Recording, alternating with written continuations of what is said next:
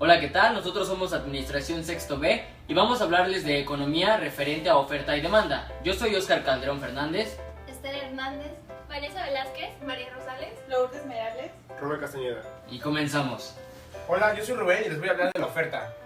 Se define la oferta como aquella cantidad de bienes o servicios que los productores están dispuestos a vender bajo condiciones de mercado.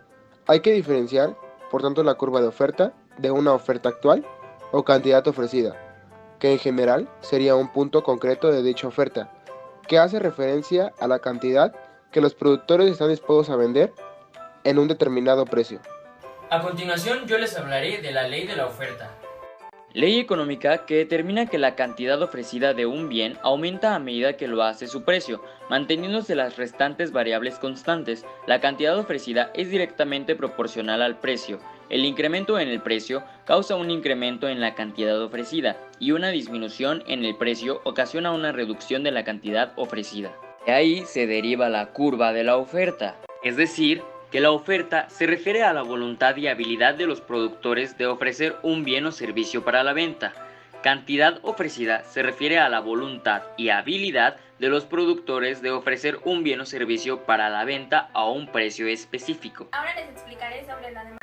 La demanda se define como la cantidad y calidad de bienes y servicios que pueden ser adquiridos en los diferentes precios del mercado por un consumidor o por el conjunto de consumidores, demanda total o de mercado. La demanda es una función matemática. Existen dos tipos de demandas. La dependiente es la que se genera a partir de decisiones tomadas por la propia empresa. Y por otro lado, la independiente es aquella que se genera a partir de decisiones ajenas a la empresa. Por ejemplo, la demanda de productos terminados acostumbra a ser externa a la empresa, en el sentido en que las decisiones de los clientes no son controlables por la empresa. Existen algunos factores que afectan a la demanda. Entre ellos están gusto personal, precio del producto, precio de otros bienes, factores sociológicos y el futuro. A continuación les explicaré el tema de curva de la demanda y ley de la demanda. Curva de la demanda. Es una curva que muestra las cantidades de un bien que un consumidor está dispuesto a pagar y puede hacerlo para comprar a diferentes niveles de precios. ¿Qué es una curva de demanda? Es la representación gráfica de la relación que existe entre la cantidad ofertada y los precios. Es una curva que muestra las cantidades de un bien que un vendedor está dispuesto a vender a diferentes niveles de precios alternativos, suponiendo que todos los demás determinantes permanecen constantes. Ahora, ¿para qué sirve una curva de demanda? Bueno, sirve para informarnos cuánta cantidad compran las personas a cada uno de los precios, a manera de que el empresario pueda programar la producción y tener la garantía de saber si es viable o no su negocio. Es muy importante explicar que las curvas de demanda se pueden representar la demanda de un individuo o la demanda de todos los consumidores. Determinantes de la demanda: precio del bien, precio de bienes sustitutos, precio de bienes complementarios, ingreso de consumidores, gustos y preferencias, población y precios futuros esperados. Ley de la demanda. El incremento en el precio causa una disminución en la cantidad demandada y viceversa. La disminución del precio elevará la cantidad demandada.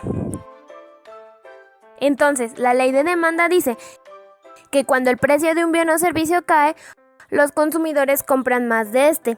En otras palabras, la cantidad demandada y el precio tienen una relación inversa. Ahora veamos qué es la elasticidad de la demanda. El concepto es usado para describir la respuesta de los consumidores ante un cambio en el precio de la demanda. Esta puede ser elástica cuando un cambio en el precio produce un cambio significativo en la demanda, o inelástica cuando un cambio en el precio produce un cambio muy pequeño en la cantidad de demandada. Ahora veamos una curva de demanda, pero antes definamos demanda y cantidad demandada. La primera se refiere a la cantidad de un bien o servicio que se desea comprar y la capacidad de pagar por él. O sea, que no es solo querer, es también cómo querer hacer efectivo ese deseo. Implica también el tener el dinero para comprar lo que se desea. Por otro lado, cantidad demandada es la cantidad de un bien o servicio que se desea comprar y la capacidad de comprarlo a un precio determinado o específico. Entonces, aquí tenemos que ver muy bien la diferencia entre demanda y cantidad demandada, porque parecen muy similar. Sin embargo, en la gráfica se puede ver claramente. La demanda obedece a la curva entera y la cantidad demandada es un punto de ella. Entonces, aquí se debe hacer una observación. El precio es el factor más importante que influencia la demanda.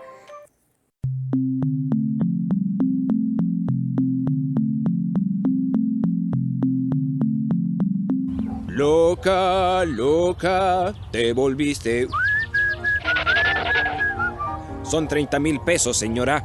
¿Qué? ¿30,000 pesos? Pero si hace una semana llenaba con 26,000. Así es el mercado, señora.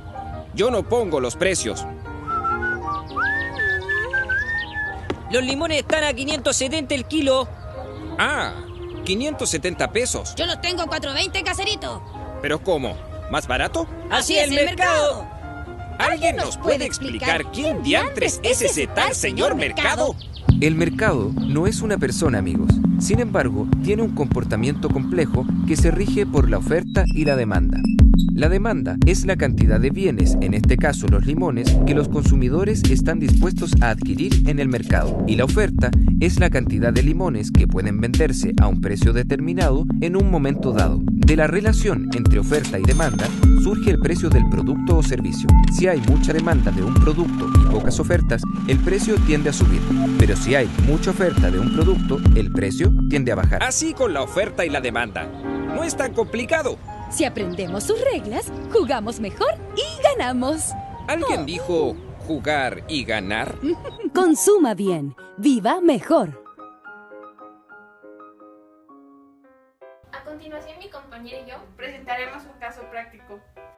En el primer caso, precio superior al de equilibrio, se producirá un exceso de oferta. La cantidad ofrecida a ese precio será superior a la demanda. Se genera un excedente de oferta que queda sin vender, lo que llevará a los vendedores a ir bajando el precio, a fin de darle salida a estos bienes. A medida que baja el precio, la demanda del bien irá aumentando al tiempo que la oferta se reduce. Este proceso continuará hasta que se alcance el punto de equilibrio. Equilibrio y sus cambios. Equilibrio es un estado del mundo en el que las fuerzas económicas se encuentran equilibradas y en ausencia de influencias externas, los valores de las variables económicas no cambian. Es el punto en el cual la cantidad demandada y la cantidad ofertada son iguales. El punto de equilibrio es aquel punto de actividad en el cual los ingresos totales son exactamente equivalentes a los costos totales asociados con la venta de un producto, es decir, es aquel punto de actividad en el cual no existe utilidad o pérdida. Cambios en el equilibrio. Hasta ahora se ha visto que la oferta y la demanda determinan conjuntamente el equilibrio, el cual a su vez también determina el precio del bien y la cantidad que adquieren los compradores y producen los vendedores. Naturalmente, el precio y la cantidad de equilibrio dependen de la posición de las curvas de oferta y demanda. A continuación les hablaré de los bienes sustitutos. Bienes sustitutos son aquellos productos o servicios que, si bien son diferentes entre ellos, puede satisfacer la misma necesidad del consumidor. En otras palabras, el bien o servicio puede sustituir o entrar en competencia con otro, y al final es el consumidor quien escoge la forma en que habrá de satisfacer sus necesidades. En este vídeo vamos a definir dos tipos de bienes que aparecen constantemente en todos los temas de la microeconomía. Estos bienes son los bienes sustitutivos y los bienes complementarios. Son muy habituales en muchas facetas de la microeconomía y hay que entender bien en qué consisten. A ver, su propio nombre ya te da una idea de qué diferencia entre unos y otros. Vamos a definir primero los bienes sustitutivos y para ello yo siempre me intento poner un ejemplo cotidiano, un ejemplo cercano que me ayude a entender qué es un bien sustitutivo. Y entonces yo os lo recomiendo que busquéis un par de bienes que para vosotros sean sustitutivos. Yo de ejemplo voy a poner Pepsi y Coca-Cola. Yo voy a un restaurante o voy a un bar o lo que sea y pido una Pepsi. Me dicen, no, lo siento, no tenemos Pepsi, tenemos Coca-Cola. Digo yo, pues no hay problema, ponme una Coca-Cola, me da igual porque para mí son sustitutivos. A veces vas a un bar y te dice, pides una Coca-Cola y dices, no, tenemos Pepsi. Bueno, pues ponme una Pepsi, ¿qué más da, no? Sí, todos tenemos el amigo maniático, ¿no? El amigo raro que dice, no, es que a mí solo me gusta la Coca-Cola. Uy, no, es que a mí solo me gusta la Pepsi, sí, bueno. Pero en general, ¿podemos decir que son bienes sustitutivos? Sí. Por ejemplo, también otro ejemplo de bienes sustitutivos sería café y té, o azúcar y sacarina, mantequilla y margarina. Bueno, miles de ejemplos que se nos puedan ocurrir. Buscad el vuestro y utilizadlo mentalmente para pensarlo. Imaginad que vais al bar y os dicen, vamos a poner que que el precio del bien Y ha aumentado, ¿de acuerdo? Imaginemos que la Coca-Cola es más cara que la Pepsi. ¿Qué efecto provocará que la Coca-Cola sea más cara que la Pepsi? Pues provocará un incremento en la demanda de Pepsi. Vamos a poner que la Pepsi es el bien X y la Coca-Cola es el bien Y. Un bien será sustitutivo de otro bien cuando, al aumentar el precio de uno de ellos, provoca un aumento de la demanda del otro. Como es lógico, ¿verdad? Tiene sentido. Cuanto más cara sea la Coca-Cola, más aumentará la demanda de Pepsi. O al revés. ¿Y si bajase el precio de la Coca-Cola? Pues cuanto más bajo sea el precio de la Coca-Cola, menor será la demanda de Pepsi, porque la gente comprará más Coca-Cola. Bien, todo tiene su lógica, todo tiene su razonamiento, y a veces no hace falta saber microeconomía para llegar a estos razonamientos, ¿verdad? Bueno, buscad vuestro par de bienes que os gusten como sustitutivos y pensadlos de esta manera. Yo las flechas estas, sí, bueno, a lo mejor me las sé de memoria por haberlas puesto muchas veces, pero cada vez que lo escribo, siempre en mi mente lo razono con dos bienes que me gustan de ejemplo. Con los bienes complementarios pasa algo similar. ¿Qué son los bienes complementarios? Pues como su propio nombre indica, son bienes que se consumen a la vez. Igual, aquí hay que elegir un par de bienes que tú consideres complementarios y que te gusta poner de ejemplo. Me gusta mucho a mí poner de ejemplo los coches y la gasolina. Pero vamos, podéis poner cualquier par. Por ejemplo, bienes complementarios, azúcar y café. O zapatos de pie izquierdo, zapatos de pie derecho. O boli rojo, boli azul. Yo no puedo salir de casa sin mi boli rojo y sin mi boli azul. Para mí son complementarios. Los bienes complementarios son bienes que consumes a la vez. Otro muy chulo, cine y palomitas. Yo no puedo ir al cine sin palomitas. O sea, para mí son complementarios. Nunca voy al cine sin palomitas y nunca como palomitas sin ir al cine. Son bienes que consumo a la vez. Bueno, buscaos vuestro propio ejemplo que os guste y así nunca os olvidaréis. Vamos a llamar coches al bien X y gasolina al bien Y. ¿Qué ocurriría si subiese mucho el precio de la gasolina? Si subiese mucho el precio de la gasolina, la gente demandaría menos coches. Demandaría menos coches porque es más caro el uso del coche. Entonces provocaría una caída de la demanda. Y al revés, ¿y si bajase mucho el precio de la gasolina, de los carburantes en general? La gente iría a comprarse más coches porque sería más barato conducirlos e ir a los sitios con ellos, ¿de acuerdo? Bueno, pues con estos dos ejemplos sencillos y con estas flechitas que tenemos aquí, más o menos tenemos definido lo que son los bienes sustitutivos y lo que son los bienes complementarios. Como digo, aparecen constantemente en toda la microeconomía y hay que saber bien primero en qué consisten, ¿no?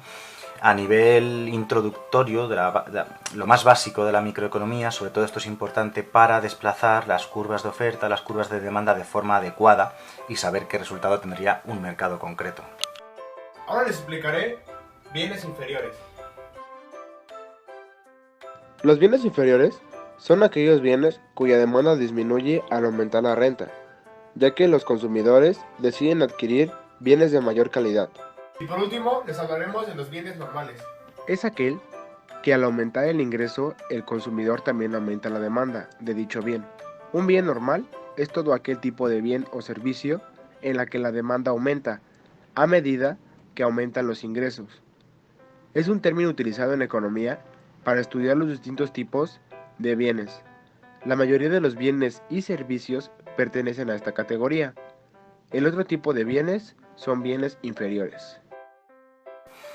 En este vídeo vamos a definir lo que son los bienes normales y los bienes inferiores.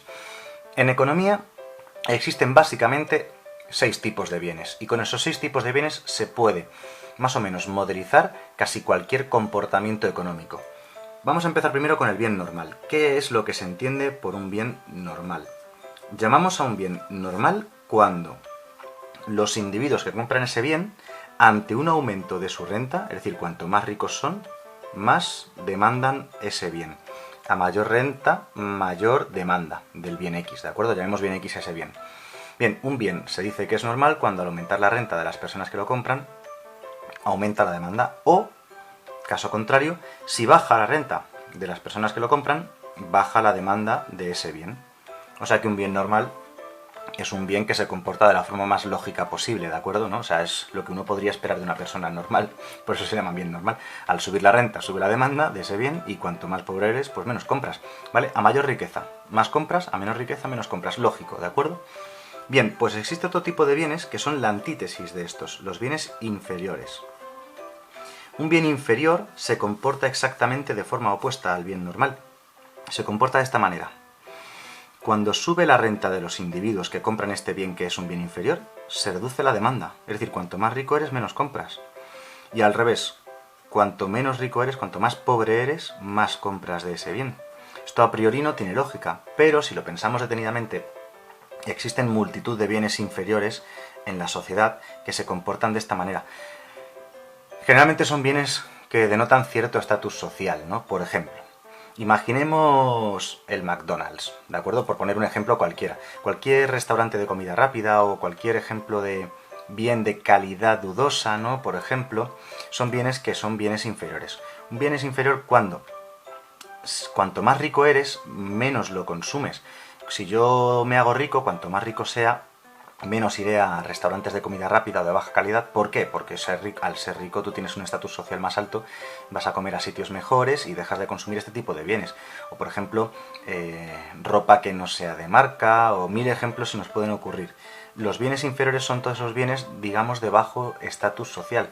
Y aunque suene un poco chocante, ¿no?, hablar en estos términos, es un efecto que podemos observar en la realidad constantemente. La gente, cuando aumenta su renta, deja de consumir ciertos bienes. Los ricos no hacen ciertas cosas que sí hacemos los pobres, ¿no? Cuanto más baja nuestra renta, más consumimos ciertos tipos de bienes. Se puede observar en alimentos de baja calidad, en ropa sin marca, o yo qué sé, mil cosas, mil ejemplos se nos pueden ocurrir de lo que es un bien inferior. O sea que es algo bastante razonable y que podemos ver de forma cotidiana, ¿verdad? Bien, estos dos bienes, los bienes normales e inferiores, como podéis ver, dependen del comportamiento ante cambios en la renta, ¿de acuerdo? Existen otros tipos de bienes, que estudiaremos en otros vídeos, que nos analizan qué ocurre cuando cambia la renta. Así que muy importante, si un ejercicio me dice lo que ocurre cuando cambia la renta, ahí, en ese momento, tendremos que decir si el bien es normal o si el bien es inferior, ¿de acuerdo? Siguiendo este criterio tan sencillo que tenemos aquí.